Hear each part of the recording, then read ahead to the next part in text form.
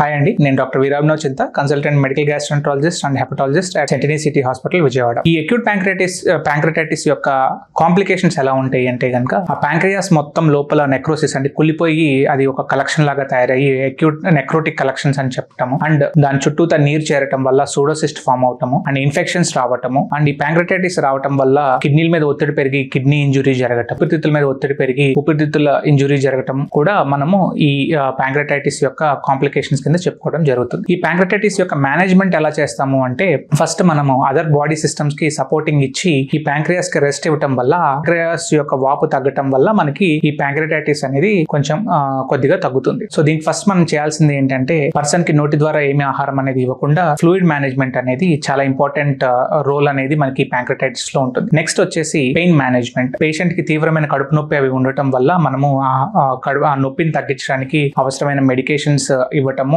Pain manage చేసుకోవటము. దాని తర్వాత న్యూట్రిషనల్ సపోర్ట్. ఈ పేషెంట్స్ కి మనము ఎంత త్వరగా మనం న్యూట్రిషన్ అనేది రిప్లేస్ చేస్తాం కానీ ఎంజే ట్యూబ్ కానీ వేసి న్యూట్రిషన్ ఇవ్వటం కానీ లేకపోతే డైరెక్ట్ గా ఆ నరానికిలోకి మనము ఈ న్యూట్రిషన్ ఇవ్వటం కానీ చేయటం వల్ల త్వరగా కోలుకోవడానికి వీలనేది ఉంటుంది. అదే విధంగా ఈ ప్యాంక్రెటైటిస్ అనేది ఎందుకు వచ్చింది, దాని అండర్లైన్ కాజ్ ఏంటో తెలుసుకొని దానికి మనం ట్రీట్మెంట్ ఇస్తే కనుక అది ఫర్దర్ ఎపిసోడ్స్ రాకుండా ఉండడానికి కూడా ప్రివెంట్ చేయడం జరుగుతుంది. అదే విధంగా ఈ పేషెంట్స్ ని రెగ్యులర్ గా మానిటరింగ్ పెట్టుకోవటము అండ్ కాంప్లికేషన్స్ ఏమైనా డెవలప్ అవుతున్నాయని చూసుకోవటము అండ్ ఆ కాంప్లికేషన్స్ ని మనము ట్రీట్ చేసుకుంటే ఈ ప్యాంక్రెటైటిస్ నుంచి త్వరగా బయటపడవచ్చు. Thank you.